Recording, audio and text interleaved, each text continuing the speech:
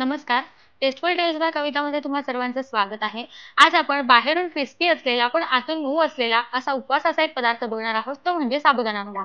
साबुदाणा वडा हा एक अत्यंत लोकप्रिय असा उपवासाचा पदार्थ आहे, ज्याला साबुदाणा, उकडलेले बटाटे, शेंगदाण्याचं कूट आणि मोजक्या मसाल्यांच्या मिश्रणातून तयार केलं जातं. हा वडा खूपच खमंग, चविष्ट आणि स्वादिष्ट असतो. बाहेरून कुरकुरीत आणि आतून मऊ असलेल्या या वड्याला खास करून उपवासाच्या काळात मोठी मागणी असते. संपूर्ण महाराष्ट्रभर आणि संपूर्ण भारतभर प्रसिद्ध असलेला हा साबुदाणा वडा. चला तर मग जाणून घेऊया याची रेसिपी. रेसिपीसाठी मी इथे 1.5 वाटी साबुदाणा भिजवून घेतलाय. 3 छोट्या आकाराचे बटाटे इथे उकडून घेतलेत. अर्धा वाटी शेंगदाण्याचं कूट, 7 ते 8 हिरव्या मिरच्या, 1 चमचा मीठ आणि अर्धा चमचा जिरं घेतलं आहे. तर सगळ्यात आधी आपण मिरची, जिरं आणि मीठ याचं मिक्सरमध्ये थोडं एक मिश्रण तयार करून घेणार आहोत.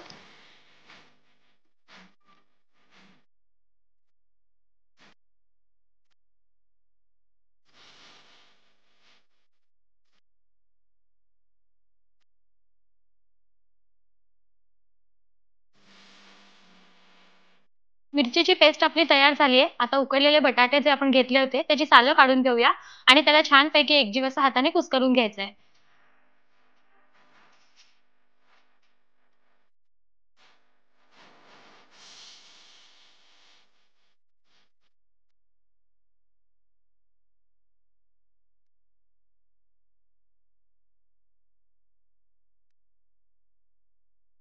बटाटे आपले मॅश करून तयार आहेत. आता आपण मिश्रण एकत्रित करून घेऊया. सगळ्यात आधी आपण भिजवलेला साबुदाणा जो घेतलाय एका भांड्यामध्ये, त्यामध्ये आता आपण हे बटाटे घालून घ्यायचे. दाण्याचं कूट घालून घ्यायचंय.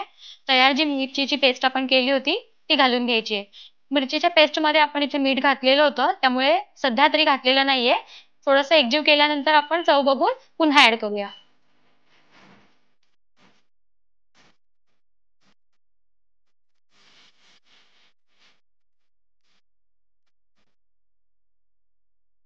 इथे सगळं मिश्रण एकजीव झाल्यानंतर पुन्हा थोड्या मिठाची आवश्यकता वाटली म्हणून मी अर्धा चमचा ॲड केलाय. तुम्ही देखील चवीप्रमाणे हे कमी जास्त करू शकता.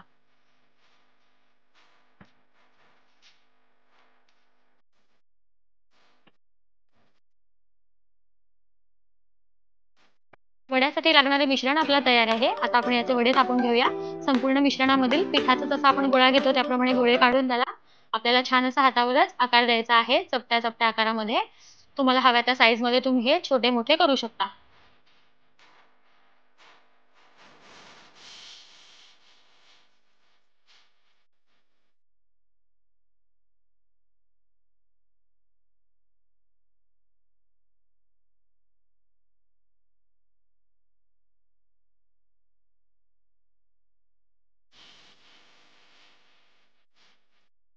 सगळे वडे आपले थापून तयार आहेत. आता तळण्यासाठी एका कढईमध्ये तेल ठेवायचं आहे.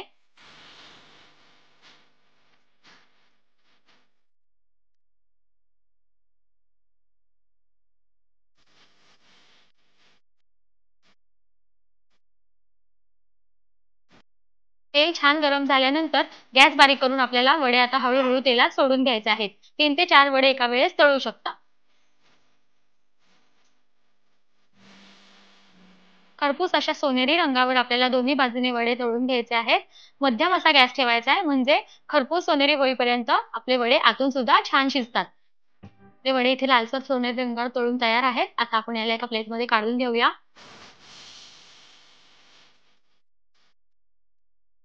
आणि अशाच प्रकारे तयार केलेले सगळे वडे आपल्याला दोन्ही बाजूने तळून घ्यायचे आहेत.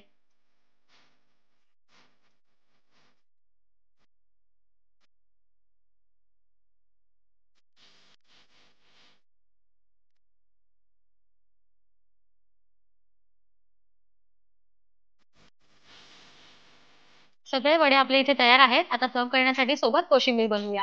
कोशिंबिरीसाठी इथे 1 काकडी, अर्धा वाटी दही, अर्धा चमचा मीठ आणि 2 चमचे साखर घेतली आहे. सगळ्यात आधी आपण काकडीची सालं काढून त्याचा छान किस करून घेणार आहोत.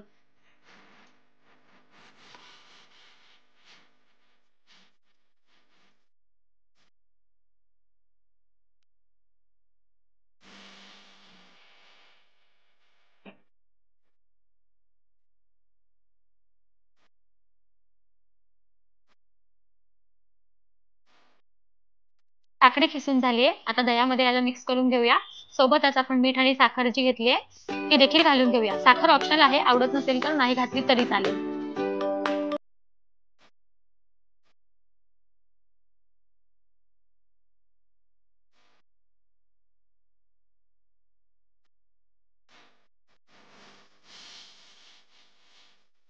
सगळं साहित्य छान एकजीव करून घ्यायचंय. इथे आपली कोशिंबीर रेडी आहे. आता आपण वडे या कोशिंबिरीसोबत सर्व्ह करू.